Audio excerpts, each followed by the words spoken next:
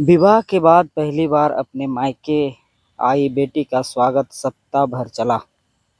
सप्ताह भर बेटी को जो पसंद है वो सब किया गया। वापस ससुराल जाते समय पिता ने बेटी को एक अति सुगंधित अगरबत्ती का पैकेट दिया और कहा कि पुत्री, तुम जब ससुराल में पूजा करोगी तब यह अगरबत्ती जरूर जलाना। माँ ने मंद स्वर में कहा, बिटिया प्रथम बार मायके से ससुराल जा रही है तो भला कोई अगरबत्ती जैसी चीज देता है। पिता ने झट से जेब में हाथ डाला और जेब में जितने भी रुपए थे वह सब बेटी को दे दिए। ससुराल में पहुंचते ही सासू माँ ने बहू का बैग टटोला और पूछा कि तुम्हारे माँ बाप ने विदाई में क्या दिया है। कुछ विशेष ना मिलने पर उनकी नजर अगरबत्ती का पैकेट पर पड़ी। क्रोधावश सासू माँ ने मुंह बना बहू को बोला कि कल पूजा में यह अगरबत्ती ले लेना। सुबह जब बेटी पूजा करने बैठी, अगरबत्ती का पैकेट खोला तो उसमें से एक चिट्ठी निकली।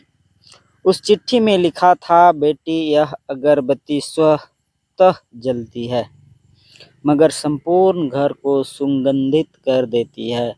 इतना ही नहीं, आजू बाजू के पूरे वातावरण को भी अपनी महक से सुगंधित और प्रफुल्लित कर देती है।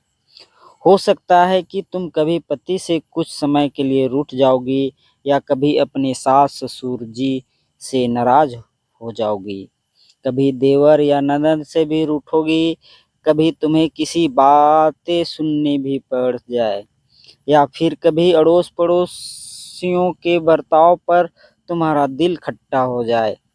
तब तुम मेरी यह भेंट ध्यान में रखना, अगरबत्ती की तरह जलना, जैसे अगरबत्ती स्वयं जलते हुए पूरे घर संपूर्ण परिसर को सुगंधित और प्रफुल्लित कर ऊर्जा से भरती है, ठीक उसी तरह तुम स्वतः सहन करते हुए ससुराल को अपना मायका समझ सबको अपने व्यवहार और कर्म से सुगंधित और प्रफुल्लित करना। बेटी चिट्ठी पढ़कर भपक फपक कर रोने लगी।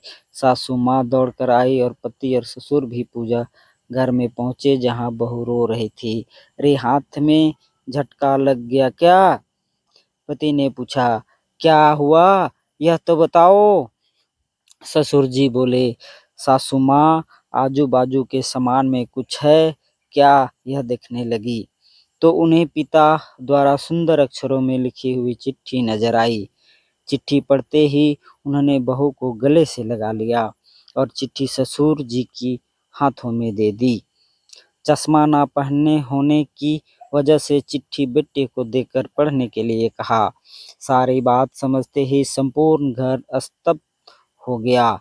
सासू माँ उच्च स्वर में बोली, अरे यह चिट्ठी प्रेम करानी है, यह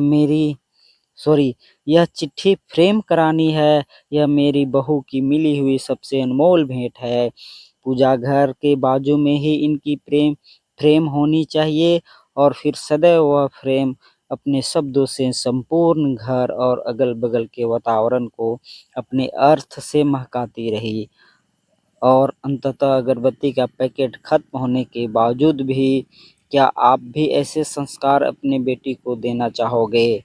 बेटियां दो कुलों को महकाती है। तो इस वीडियो को देखने के लिए धन्यवाद। सब्सक्राइब और लाइक जरूर करें दोस्तों।